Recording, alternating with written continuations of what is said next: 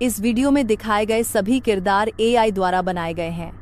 हर चेहरा, हर दृश्य, हर जगह पूर्णतः काल्पनिक है। इनका किसी भी वास्तविक व्यक्ति, स्थान, धर्म या घटना से कोई संबंध नहीं। यह किसी भी असली इंसान की हूबहू नकल नहीं है। यदि किसी का चेहरा या व्यक्तित्व मिलता जुलता लगे तो यह केवल संयोग है। इस कहानी के किरदार द्वारा कहे गए डायलॉग्स असलम खान द्वारा लिखे गए हैं और कहानी भी असलम खान की रचना है। यह कथा केवल कल्पना, भावनाओं और मनोरंजन के लिए है।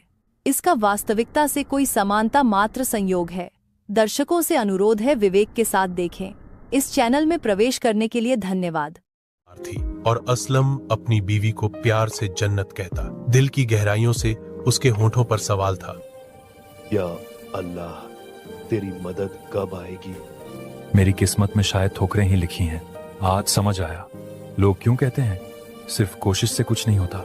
सही कहते हैं लोग, आज के दौर में काम का वजन नहीं तौला जाता। खुशकिस्मती तो मेरी है कि अल्लाह ने आपको मेरा शौहर बनाया। ये नेमत मेरे लिए अल्लाह की तरफ से बहुत बड़ी है। चलिए अंदर चलकर खाना खा लीजिए। आई।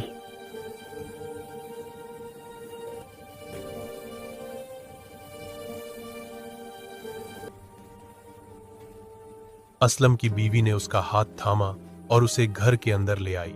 घर में सादा सा मगर प्यार से भरा माहौल था। उसने दरी बिछाई, उस पर छोटा सा दस्तरख्वान बिछाया और उस पर सुराही और 2 मिट्टी के गिलास रखे। 2 छोटे से मिट्टी के प्लेटों में सादा खाना सजाया। पास ही मिट्टी का एक छोटा चिराग जल रहा था, जिसकी रोशनी दोनों के चेहरों पर पड़ रही थी। वो रोशनी जैसे उनके दिलों की मोहब्बत को और भी निखार रही थी। दोनों साथ बैठकर खाने लगे। असलम ने प्यार से पूछा, जन्नत, क्या अम्मी और बच्चों ने खाना खा लिया है? बीवी मुस्कुराई और बोली, जी अल्हम्दुलिल्लाह, मैंने उन्हें पहले ही खिला दिया है। उन सबको खिलाकर ही मैं बाहर आपके पास आई थी और वो सब सो भी गए हैं। आप बिस्मिल्लाह कीजिए।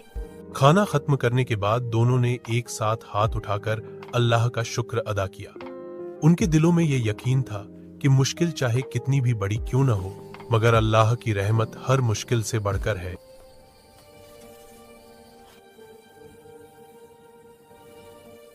रात गुजरी और फज्र की अजान की आवाज ने गांव की खामोशी को तोड़ दिया। अल्लाहु अकबर, अल्लाहु अकबर, अल्लाहु अकबर, अल्लाहु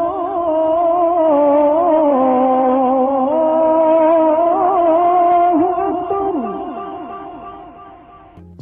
असलम वुजू करके नमाज के लिए मस्जिद चला गया और बीवी ने घर में नमाज पढ़ी।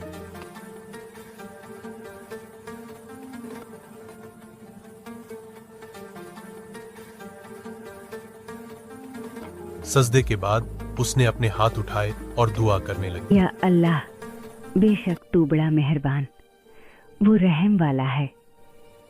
तू अपने फजलो करम से हमारे घर में कैरो बरकत नाजिल फरमा और हमारे गुनाहों को माफ फरमा। या अल्लाह, मेरे शौहर की मदद फरमा। हम सबको मायूसी के गुनाहों से महफूज फरमा। या रब्बुल आलामीन, रहमतुल्लिल आलामीन के सदके मेरी दुआओं को कबूल फरमा। आमीन।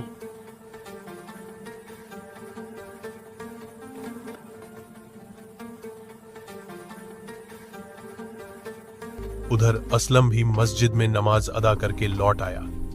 सुबह की ताजा हवा में परिंदे उड़ रहे थे। आसमान नीला और साफ था। कबूतरों की फड़फड़ाहट और चिड़ियों की चहचहाहट से फिजा महक रही थी। असलम मस्जिद से लौटकर घर में दाखिल हुआ। उसकी बीवी बड़े अदब और एहतराम से उसके पास बढ़ी। गुनगुनी सी मुस्कान में कहा, अस्सलामु अलैकुम व रहमतुल्लाह। वालेकुम अस्सलाम व रहमतुल्लाह व बरकातहू। असलम अदब के साथ अपनी अम्मी के पास गया। सिर झुकाकर सलाम किया।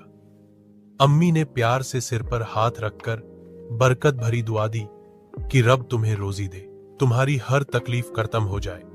असलम ने आमीन कहा, फिर नर्म आवाज में अपने नन्हे बच्चों के सर पर हाथ फेरते हुए दुआ की। थोड़ी देर में बीवी चूल्हे के पास बैठी थी। मिट्टी की छोटी हांडी में रात का बचा हुआ खाना गर्म हो रहा था। बीवी ने खाना गर्म किया और अंदर जाकर प्यार से आवाज लगाई, जरा सुनिए, यहाँ आइए तो। जी जन्नत, कहिए क्या बात है? कुछ मदद चाहिए क्या काम में? जी नहीं असलम, कोई काम नहीं है। मैंने आपको खाने के लिए बुलाया है। चलिए खाना खा लीजिए। असलम खाने के पास खड़े होकर झिझकते हुए बोला, मेरी सुकूने जन्नत, मुझे अभी कुछ खास भूख नहीं लगी है। मैं ऐसा करता हूँ, बाजार में कुछ लेकर खा लूंगा जब मुझे भूख लगेगी। असलम की बीवी ने असलम से कहा, असलम, आपके पास तो पैसे नहीं है, फिर आप बाजार में कैसे कुछ लेकर खाएंगे? और इतनी दूर आप पैदल भी जाओगे। मैं आपको इस तरह बिना खाए नहीं जाने दूंगी, आपको मेरी कसम है। थोड़ा सा खा लीजिए। असलम ने देखा कि जो खाना है वह भी सब मिलाकर कम ही निकलेगा। दिल में खामोश दुआ उठी, ए रब, तेरी इस बंदी पर रहम फरमा।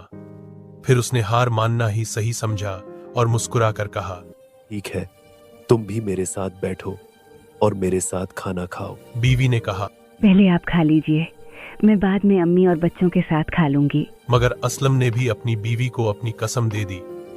जन्नत, आपको भी मेरी कसम है, आप भी मेरे साथ शामिल हो जाइए।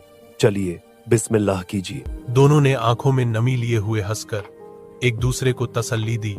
बीवी ने आंसू पोंछते असलम, हुए कहा, आप बहुत जिद्दी हैं, कसम देकर मजबूर कर दिया।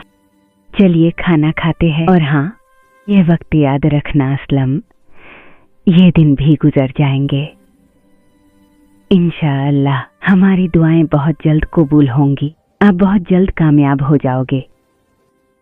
मगर एक बात हमेशा याद रखना, आप जैसे आज हो कल भी ऐसे ही रहना, बिल्कुल इसी तरह, ऐसे ही प्यारा, ऐसे ही हम सब का सहारा और ऐसे ही हम सब का ख्याल रखना। दोनों ने आमीन कहा। एक दूसरे को पहला निवाला खिलाया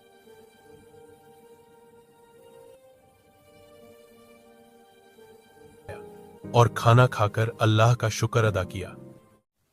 असलम अब एक नई उम्मीद के साथ अपने घर से रोजी की तलाश में निकलने को तैयार था। मां ने उसके सिर पर हाथ रखकर दुआ दी। आंखों में ममता थी, लफ्जों में रहमत। असलम ने आगे बढ़कर अपनी बीवी की तरफ देखा। वह मुस्कुरा रही थी, मगर उसकी आंखों में नमी भी थी।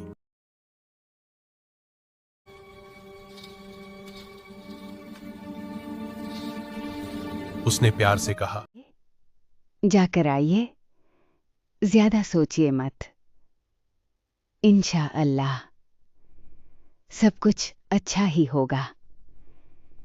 चलिए, अल्लाह हाफिज। असलम ने बीवी की आंखों में छिपी वह बेचैनी देखी। उसकी बीवी के होठों से निकला अल्लाह हाफिज, लेकिन उसकी बीवी के जुमलों के पीछे दबी दबी सी एक दुआ थी, एक खामोश गुजारिश थी, मानो वह अपने दिल में कह रही हो, ऐ अल्लाह, आज मेरी उम्मीदों और दुआओं की लाज रख लेना, मेरे शौहर को उदास मत लौटाना और मायूसी से महफूज फरमाना। जिस हिम्मत और भरोसे का सहारा मैंने उन्हें दिया है, तू उसको पूरा कर। या रब, उन्हें कामयाबी बख्श। असलम का दिल उसकी बीवी के दिल की धड़कनों में चल रही रब ताला से दुआओं की पुकार को महसूस कर पा रहा था। यह सब सुनकर और भी मजबूत हो गया। वह अपने रब के भरोसे पर घर से निकला, दिल में दुआओं और उम्मीदों का चिराग जलाए।